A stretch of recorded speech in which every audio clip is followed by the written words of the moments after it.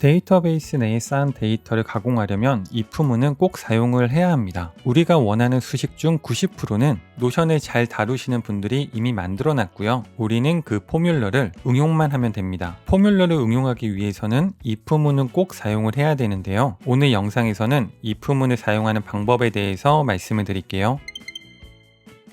엑셀이나 코딩 프로그램을 사용하시는 분들은 if문이 익숙하실 거예요. 하지만 노션의 if문은 약간 다르기 때문에 그 부분부터 설명을 드리겠습니다. if문은요, 조건의 참, 거짓을 구분하는 함수이고요. 기본 구성은 이런 형식으로 구성이 되어 있습니다. if문이 어떻게 구성이 되어 있는지에 대해서 말씀을 드릴게요. if문의 기본 형식은 처음에는 조건이 들어가고요. 콤마를 찍은 다음에 나오는 값은 이 조건이 참일 경우 첫 번째 값이 실행이 되고요. 조건이 거짓이면은 두 번째 값이 실행이 됩니다. 공식이 어떻게 구성이 되어 있는지 보여드릴게요. 만약에 조건이 들어갔죠. 이 조건이 참일 경우에는 yes라는 문자열을 출력을 하고 아닐 경우에는 no라는 문자열을 출력을 합니다. 이 조건이 참이기 때문에 yes라는 문자열을 출력한 걸 볼 수가 있고요. 만약에 조건이 거짓이면은 no라는 문자열을 출력한 걸 볼 수가 있습니다. 노션에서는 터너리 오퍼레이터를 지원을 하고 있는데요. 터너리 오퍼레이터는 if문을 약식으로 물음표와 콜론으로 구성을 할 수 있습니다. 구성 방식을 보면요. 처음에는 조건이 들어가고 물음표, 그 다음에 이 조건이 참일 경우에는 첫 번째 값이 실행이 되고요. 조건이 거짓일 경우에는 두 번째 값이 실행이 됩니다. 이 조건이 참이면은 1을 출력을 하도록 되어 있고요. 이 조건이 거짓이면은 마이너스 1을 출력하는 것을 볼 수가 있어요.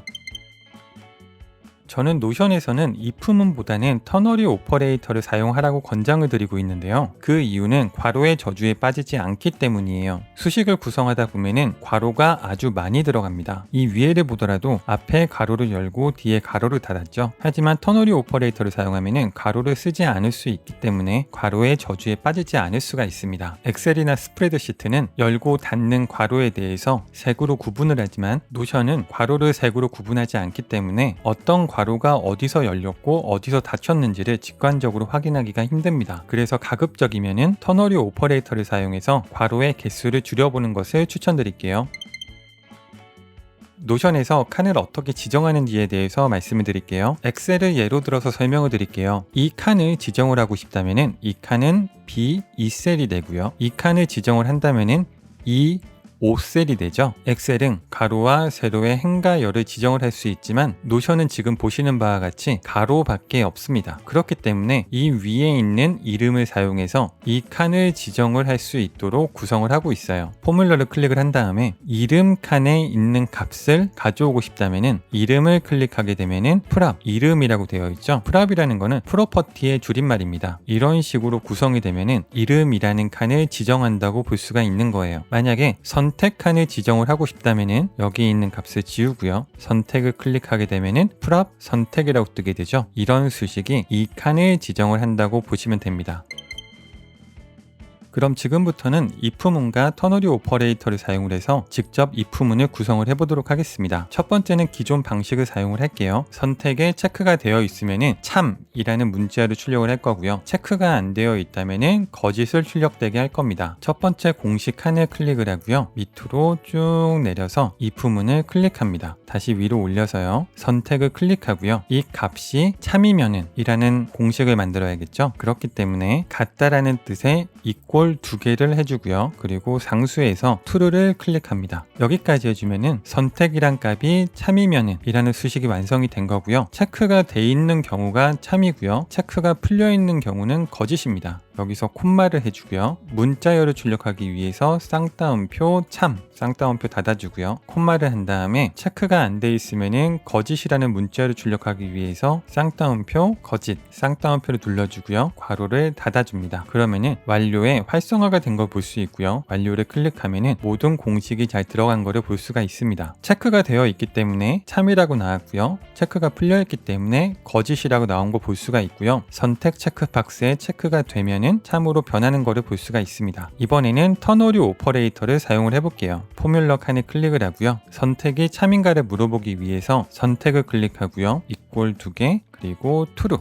그리고 터너리 오퍼레이터를 사용을 했더니요, 말을 하면서 만드는 게 상당히 도움이 됩니다. 선택하니, 참이니? 하고 물어보고요. 참이면 쌍따옴표 한 다음에 참, 아닌 경우에는 쌍따옴표하고 거짓, 쌍따옴표를 눌러주면은 수식이 완성이 됩니다. 기존 사용하는 공식과 터너리 오퍼레이터를 사용해서 수식이 잘 구동되는 것을 확인할 수 있겠죠.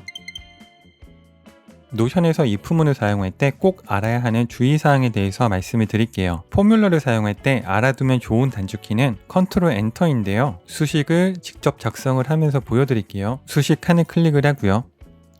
선택이 참이면은 참을 출력하고 아니면은 거짓을 출력하라. 이렇게 한 다음에 습관적으로 엔터를 누르게 되면은 여기에 있는 속성이 그대로 입력이 됩니다. 복잡한 수식을 만든 다음에 이렇게 엔터를 쳐서 수식을 망가지는 경우가 있는데요. 그러면은 풀업까지를 지우면 돼요. 완료 버튼에 마우스를 올리면은 저장, 컨트롤 엔터라고 되어 있는 걸 볼 수가 있죠. 완료를 클릭하기 위한 단축키가 컨트롤 엔터이기 때문에 컨트롤 엔터를 누르게 되면은 완료가 되는 것을 볼 수가 있습니다. 두 번째는 노션에서 if문을 다루기 위해서 꼭 알아둬야 할 상식이 하나 있는데요. 엑셀을 잘 다루시는 분들은 이 부분에서 상당히 혼란스럽기도 할 거예요. 노션에서는 조건문 뒤에 나오는 두 가지 값의 유형이 동일해야 됩니다. 첫 번째도 문자열이었으면 두 번째도 문자열이어야 되고요. 첫 번째가 숫자라면 두 번째도 숫자여야 됩니다. 이 부분은 먼저 엑셀을 통해서 보여드릴게요. 여기 있는 조건도 마찬가지로 C3셀과 4셀이 참이면은 참을 출력을 하고 아니면은 거짓을 출력하라는 함수입니다. 그렇기 때문에 체크가 풀려 있으면 거짓을 출력하고요. 체크가 되어 있으면 참을 출력을 하는데요. 엑셀에서는 두 가지 유형이 숫자인지 문자인지 구별하지 않습니다. 이 조건이 참이면은 문자열 참을 출력하고 아니면은 숫자 0을 출력하라. 이렇게 수식을 구성을 해도요. 체크박스가 풀리게 되면 0을 출력을 합니다. 엑셀은 뒤에 오는 값에 유형이 상관이 없는데요. 노션 같은 경우에는 상관이 있습니다. 수식을 클릭하고요. 선택하니 참이면은 문자열 참을 출력하고 아니면은 거짓을 출력하라. 이런 조건문이었죠. 거짓을 문자열이 아닌 숫자 0으로 바꾸겠습니다. 숫자 0으로 바꾸자마자 조건의 각 분기는 동일한 유형이 아니다라고 나오고요. 완료 체크박스가 비활성화된 것을 볼 수가 있어요. 그렇기 때문에 이 공식을 완성하기 위해 두 가지 모두 문자열로 바꾸든지 두 가지 모두 숫자로 바꿔야 됩니다. 만약에 참 문자열이 아니고 이곳이 1이라면은 완료 버튼이 활성화된 걸 볼 수가 있고요. 완료를 클릭하면은 수식이 제대로 작동하는 것을 볼 수가 있습니다. 문자열에서 공백을 출력하는 방법은 아주 간단한데요. 공식을 클릭하고 문자열은 쌍따옴표로 감싸져 있기 때문에 쌍따옴표 두 개만 찍혀 있다면 공백을 출력합니다. 그렇기 때문에 이 수식은 선택에 체크가 되어 있으면 참을 출력하고 그렇지 않다면 공백을 출력하라 라는 함수입니다. 하지만 이런 수식은 숫자에서는 먹히지가 않는데요. 선택에 체크가 되어 있으면 1을 출력하고 아니면 빈칸을 출력하고 싶다고 할 때 뒤쪽에 쌍따옴표 두 개를 넣게 되면 앞에는 숫자고 뒤에는 문자이기 때문에 수식이 활성화가 되지 않는 걸 볼 수가 있습니다. 이런 경우에는요, toNumber라는 함수를 사용을 하면 되는데요. toNumber는 문자를 숫자로 바꿔주는 함수입니다. 사이드바를 쭉 내리면 함수 부분에 toNumber를 볼 수가 있겠죠. toNumber를 쓰는 예시를 보게 되면 toNumber 가로 열고 문자열 가로를 닫게 되면 이 문자열이 숫자로 변경이 됩니다. 이 방식을 응용해 볼게요. 쌍따옴표를 지우고요. toNumber를 클릭하고 쌍따옴표 빈 문자열을 출력을 한 다음에 가로를 닫게 되면은 완료라고 뜨게 되고요. 저장을 클릭한 다음에 수식을 보게 되면은 체크가 되어 있으면은 1, 체크가 안 되어 있으면은 빈 공간을 출력하는 것을 볼 수 있습니다. 노션에서 포뮬러를 구성을 할 때 이런 형식은 거의 사용하지 않습니다. 더 간단하게 만들 수 있기 때문인데요. 이 수식을 어떻게 구성할 수 있냐면요. 선택칸에 값이 있니? 라고 물어보면 아까 만들었던 수식과 동일한 내용입니다. 선택칸에 값이 있으면 참을 출력하고 그렇지 않으면 거짓을 출력해라 라고 하면 오른쪽에 있는 수식과 왼쪽에 있는 수식이 동일하다는 것을 알 수가 있습니다. 수식이 길어지면 복잡해지기 때문에 가급적 간략하게 구성할 수 있도록 연습해 보세요. 가계부를 사용을 할 때 이런 형식을 사용을 하실 건데요. 이름은 구입한 물품에 해당되는 거고요. 현금 체크박스는 현금으로 구입했으면 체크를 하는 부분입니다. 신용카드 필드는 내가 사용한 카드를 선택을 할 수 있는 곳이고요. 계좌이체 필드는 내가 이체한 은행을 선택할 수 있는 필드입니다. 이렇게 구성했다면 결제수단 필드에서는 현금으로 결제를 했으면 현금 결제, 카드로 결제했다면 신용카드, 계좌이체를 했다면 계좌이체라고 출력되는 함수를 만들어 볼게요. 아무것도 입력이 되어 있지 않다면 빈칸을 출력하는 함수입니다.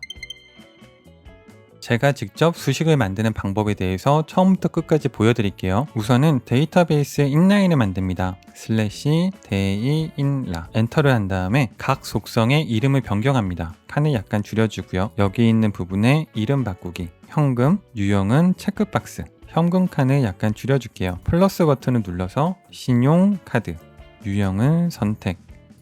이 상태에서 속성을 복제할게요. 왜냐하면 계좌이체도 선택 속성이거든요. 이름을 계좌이체로 변경을 하고요. 한 번 더 속성을 복제를 한 후에 결제수단은 유형은 포뮬러로 바꿔줍니다. 우선 신용카드에 태그를 만들어 줄게요. 농협카드, 신한카드 이 부분은 지워주고요. 계좌이체도 우리은행, 신한은행 이렇게 태그를 만들어 주겠습니다. 맨 위에 구입한 항목은 갤럭시 탭, 다음은 아이패드, 그 다음은 노트북이고요. 갤럭시 탭은 현금으로, 신용카드는 농협카드로, 계좌이체는 우리은행에서 진행을 했습니다. 결제 수단에 들어갈 수식을 한글로 풀어서 설명하자면 현금에 체크가 되어 있다면 현금 결제를 출력하고, 신용카드에 값이 있다면 신용카드를 출력하고, 계좌이체에 값이 있다면 계좌이체를 출력하라, 이런 형식이 되겠죠. 수식을 한번 만들어 볼게요. 결제 수단을 클릭하고 현금에 체크가 되어 있니? 체크가 되어 있다면은 현금 결제를 출력을 하고, 그렇지 않다면은 빈칸을 출력하라 라는 수식을 만들었습니다. 아이콘을 집어넣기 위해서 현금 결제 문자열 앞에서 윈도우 점키를 누르고요. 원하는 아이콘을 찾으면 되고요. 돈 모양을 선택을 할게요. 스페이스 한 칸, 그리고 완료를 체크하게 되면은 현금에 체크가 되어 있는 부분은 현금 결제가 들어간 걸 볼 수가 있습니다. 이번에는 신용카드에 값이 있다면은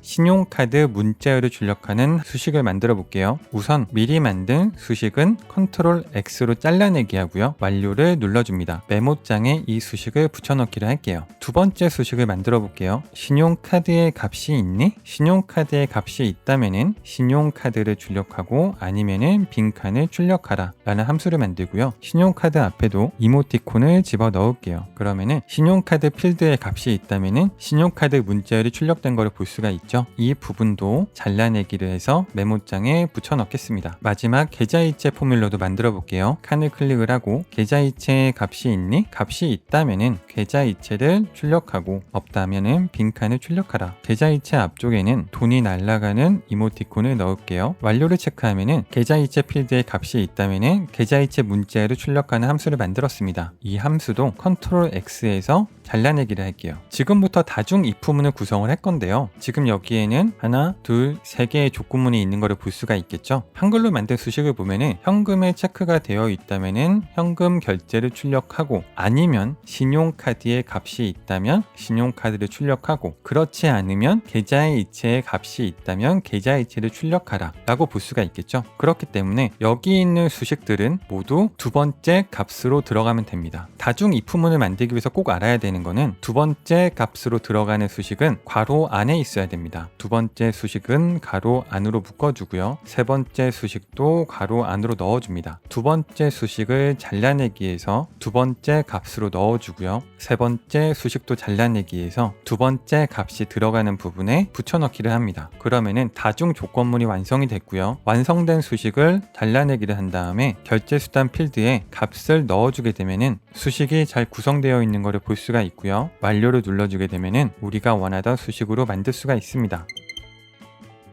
이렇게 만든 수식에는 문제점이 있습니다. 만약에 실수로 해서 현금 체크박스에 체크를 하고 신용카드에도 값을 집어넣고 계좌이체에도 값이 있다고 해도 포뮬러의 구동 방식이 앞줄부터 진행이 되기 때문에 현금 칸에 체크가 되어 있어서 현금 결제 문자열이 출력되고 수식이 종료됩니다. 이렇게 실수를 했을 경우에는 결제 수단에 다른 값이 들어가는 것을 볼 수가 있어요. 이렇게 단순한 수식보다는 약간 좀 복잡은 하지만 정확한 값을 도출할 수 있는 포뮬러가 필요합니다. 지금 들어가 있는 포뮬러는요, 현금일 때는 현금 결제만, 신용카드일 때는 신용카드, 계좌이체 필드에 있으면은 계좌이체라고 나오지만 동시에 값이 들어가게 되면은 에러를 출력합니다. 마지막으로 모두 다 빈칸이 있으면은 빈칸을 출력하는 포뮬러로 구성을 할 수 있는데요. 이 포뮬러에 대해서는 다음 시간에 보여드리도록 할게요.